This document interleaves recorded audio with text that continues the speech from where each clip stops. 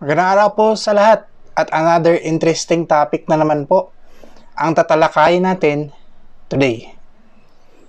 Kung matatandaan niyo po ay naibalik niya sa Pilipinas itong si Alice Guo. However, umalma si Senator Risa Hontiveros dahil instead na dumiretso si Alice sa kustodiya ng Senado, ay dumiretso ito ng Tarlac para mag-attend ng hearing ng isang korte doon na nag-issue sa kanya ng warrant of arrest for graft charges. Tugon ni Senator Hontiveros was that she respects the development but insisted that it was the Senate who first issued a warrant for her arrest. In fact, itong Senate issued warrant of arrest ang ginamit ng ating mga law enforcers upang sunduin at dakpin si Alice sa Indonesia. On the second issue, Senator Hontiveros claimed that criminal cases against municipal mayors fall within the exclusive jurisdiction of the Sandigan Bayan. Kasi sa ombudsman kasi na-file yung case niya.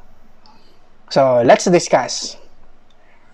Ang first issue is actually natakol na sa previous discussion natin sa kaibahan ng Senate-issued warrant of arrest and court-issued warrant of arrest. Between these two, ang mag-prevail po talaga is the court-issued warrant of arrest because it is the mandate of the courts of law under our Constitution to settle actual cases and controversies, which includes, among others, the issuance of warrants of arrest.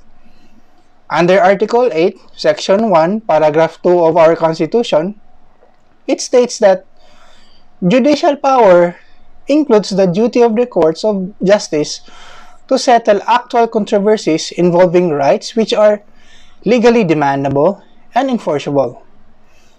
Although it is true na may right and kapasidad din naman ang Senate na mag-issue ng warrant of arrest, and it is already settled na sila ang nauna sa pag-issue ng warrant of arrest kang Alice Guo, this kind of warrant of arrest is limited and is issued only to compel the attendance of a resource person in a legislative investigation, or in this case, si Alice Guo, to shed light on a particular issue or topic in aid of legislation, upang matulungan ang ating mga mambabatas sa paggawa ng batas o sa pag-i-improve pa further sa mga existing na batas. In other words, incidental lang po sa Senate ang pag-issue ng warrant of arrest. And ginagawa lang ito during legislative investigation in aid of legislation. Unlike sa mga courts of law natin na may jurisdiction talaga at mandated by no less than the Constitution itself, and that failure of the parties to attend a hearing might compromise their defenses. Tandaan po natin na ang primary function of the Senate is the crafting of laws and not the settlement or resolution of controversies or cases. Hence, between these two bodies, government bodies, the court-issued warrant of arrest takes precedence as against the Senate-issued warrant of arrest.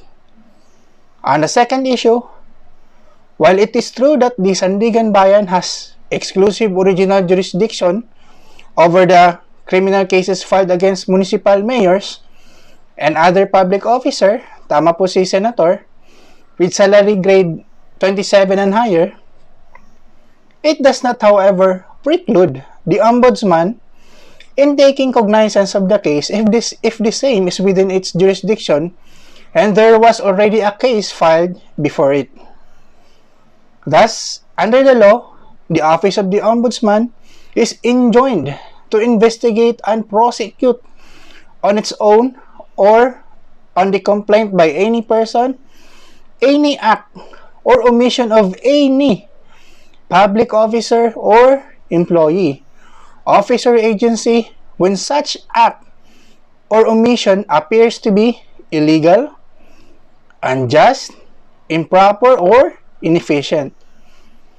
It has the primary jurisdiction over cases cognizable ng Sandigan Bayan, and in the exercise of its primary jurisdiction, it may take over at any stage from any investigatory agency of government the investigation of such cases. Considering that Alice Guo was a former mayor of Bamban, Tarlac, a public officer for that matter, and that the charges against her for Graft and Corrupt Practices Act under Republic Act 3019 was undertaken in the performance of her being the former mayor of Bamban, then this is properly cognizable within the office of the Ombudsman.